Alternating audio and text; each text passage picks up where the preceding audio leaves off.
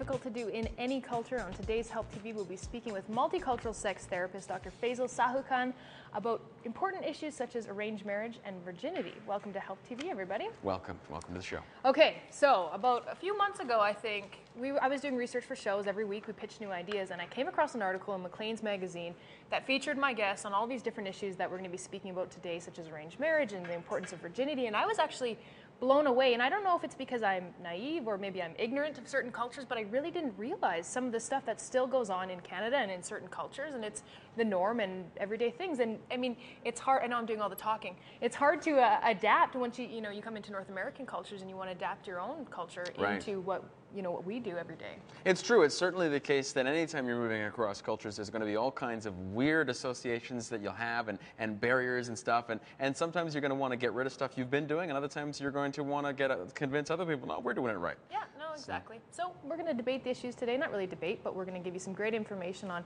if you're dealing with certain things in your relationship, how to talk to your parents or your family or your loved one. Yes, and your kids too, because raising your kids in another culture with sexual issues and more, that's a very key issue. Yeah, exactly. Okay, well, I'd like to get to my guest right now, Dr. Sahukhan. He's a sex therapist all the way from Vancouver and author of a book that's coming out soon, Dating the Ethnic Man, which we'll be speaking out in just a little bit. Thank you so much for coming in today. Oh, thank you for having me. Very much been looking forward to this show. Let's start with what exactly a sex therapist is and how did you get into the multicultural aspect? Yes, well, a sex therapist provides counseling to couples who are having issues with sexual issues, but also on a deeper level with the couple's dynamics, the relationship dynamics. I got involved because I saw that there was a great need in this area. Okay. Before I started, there was only a handful of sex therapists in British Columbia, and none was of ethnic origin. So I saw a need. I saw a need for someone who understands both the Eastern and Western cultures and the dynamics, and so I went into this area for those reasons. So why did you think that there wasn't someone already kind of in this position? We have tons of people from different cultures in Canada. Yes. Why do you think there wasn't already available to people? I think one of the main reasons is that people of ethnic backgrounds, they have this stigma against sexuality in most cases. And so to have someone become a sex therapist, for example, people of ethnic backgrounds, they look kindly upon someone sometimes who becomes a gynecologist, for example, because it's the medical profession. But a sex therapist, they sort of start looking, why would you want to get into sexual therapy? Without realizing the great need that and the benefit of being in this profession. Right, exactly. And today when we're speaking about ethnic, obviously ethnic means any cultures or group of people that have similar needs and issues. But today specifically when we're talking about it, you are talking about... Yes, I define ethnicity or ethnic culture or ethnic people as first, second, third generation immigrants to Canada. Okay. Someone who follows the Eastern philosophies, worldviews, things like that. That sort of thing. Okay, just good to know that we brought that up. Okay, and going back a little bit, why is it important when you're looking for a sex therapist, whether you're in an interracial relationship or whether you're in a similar, to find someone who understands both cultures?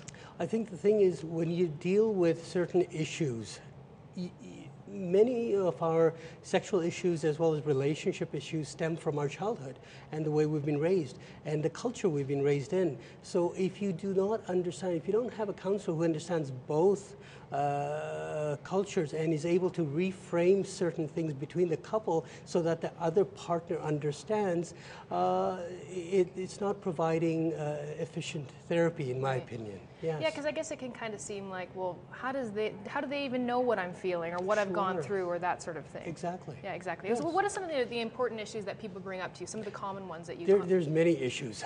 Some of the issues are dealing with arranged marriage, for example. Okay. We have virginity, we have premarital sex, we have oral sex, things like that. Those are to name a few. Okay, well, we are going to be speaking on all of those subjects today. Just so you know, it is a little bit of an 18-plus show, so if you have your children around, maybe you want to scoot them into the other room, or maybe you want to have them sit here and listen. It's up to you. Stay with us for more HelpTV after the break.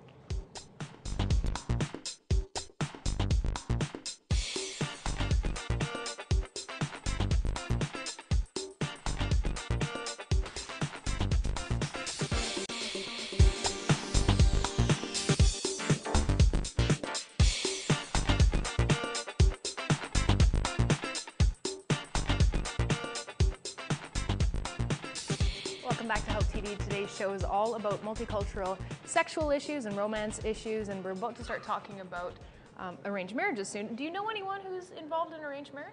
Yes, as a matter of fact, one of my mentors, his marriage was arranged. He's from Guyana, of a South Asian family.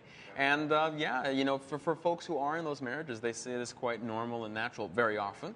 And I know that, you know, I've spoken even with some young Canadians who said, oh yeah, we just sort of take that for granted. And I thought, really? Wow. It's certainly, you know, it's fascinating to see that what people accept as their own. Yeah, definitely. And I think it works for some people and it doesn't work for others. And there's pros and cons, and we're going to get to discussing those right now. And we've got this high divorce rate in North America anyway. Maybe we could learn a thing or two. Maybe we could learn a thing or two.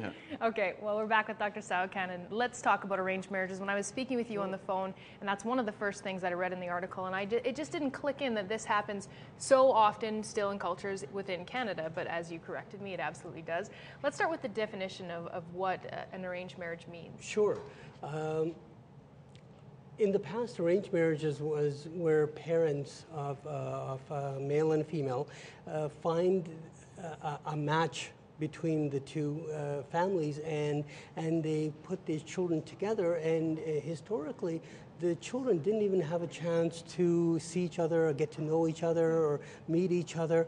But things have changed over along the way. Today, arranged marriage is a little bit different. It's more of what I call an arranged introduction or arranged dating. This is where the parents do look and try to find a match between the children, and they look at things like social status, socioeconomic status, personalities, religion, things like this. These are the things that are more realistic. In the West, we have more of a romantic view of marriage, but in the East, we have more of a realistic view because of the parents checking. They pretty much take something like this and they check off all these qualities of the boy and the girl. And so what they do then, they introduce the pair, and the pair they do get a chance to talk to each other, get a chance to know each other better, and should they wish to proceed